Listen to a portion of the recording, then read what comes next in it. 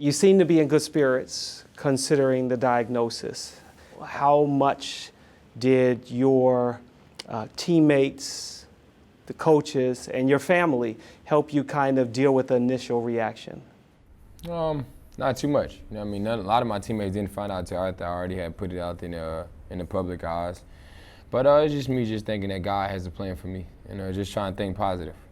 I know it's a tough situation I have to deal with and devastating to find out the way this well my team has been playing and I've been playing and to be in the second round of the playoffs. But I feel like the other 14 guys, my coaching staff and the front office people and the fan base have been brilliant to me and given me a lot of words of encouragement. Can you put your hands up next to each other? Like, what's the?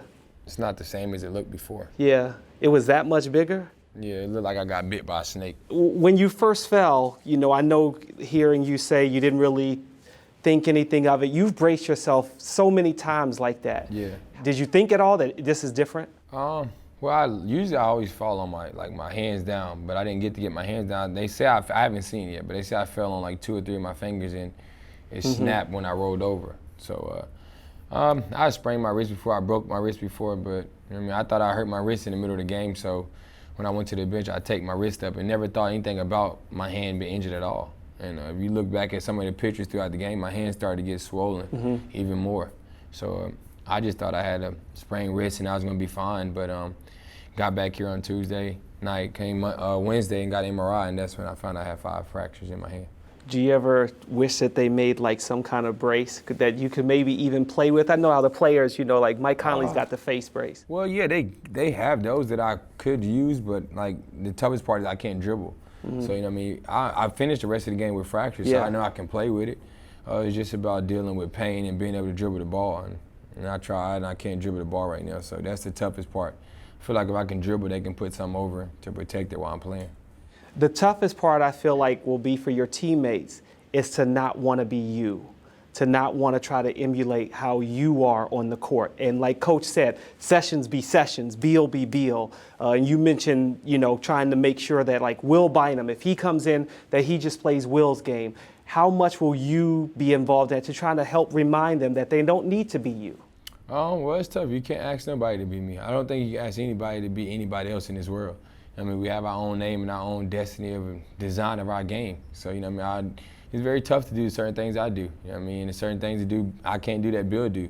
So just try to tell those guys what I see out there of keeping pace into the game, playing as a group, making the right decisions, and I give 110% effort while you're out there. So I would never ask nobody to come out there and be JohnWall, or I wouldn't ask nobody to come be Will Bynum. I know you always talk, we've said before in our conversation that you said you think down the road you'll be a coach.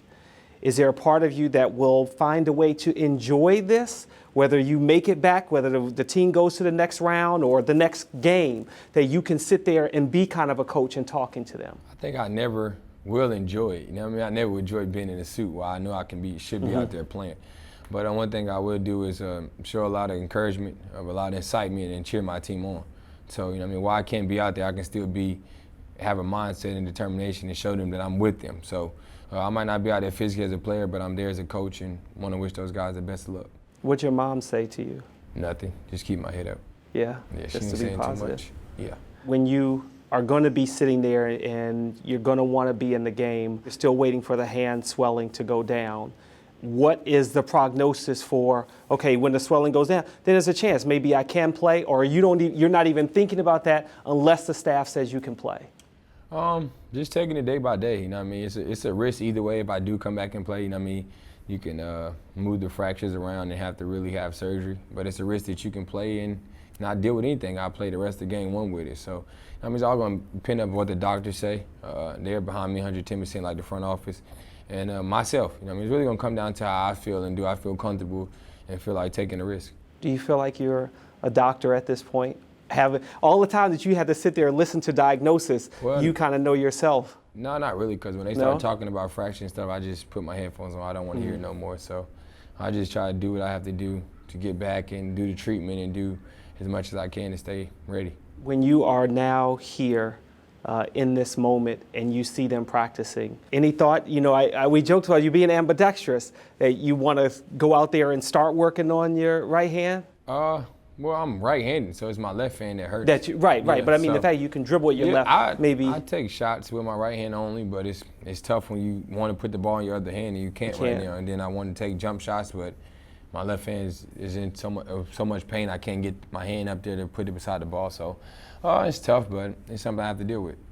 When Paul is trying to motivate the team moving forward, what will Ray Lewis gave a speech? Are you going to give a speech before Game 3? No, I don't think so. I think the speech Ray Lewis gave was there, and I think just having my teammates seeing me there, encouraging them guys on and talking to them it's a big enough speech. You know what I mean? I can be injured and say I want to sit at home or I don't want to be here getting treatment or on the practice court watching those guys work. I'm still part of this team. I'm still a big key of this team and a leader, so my presence is felt.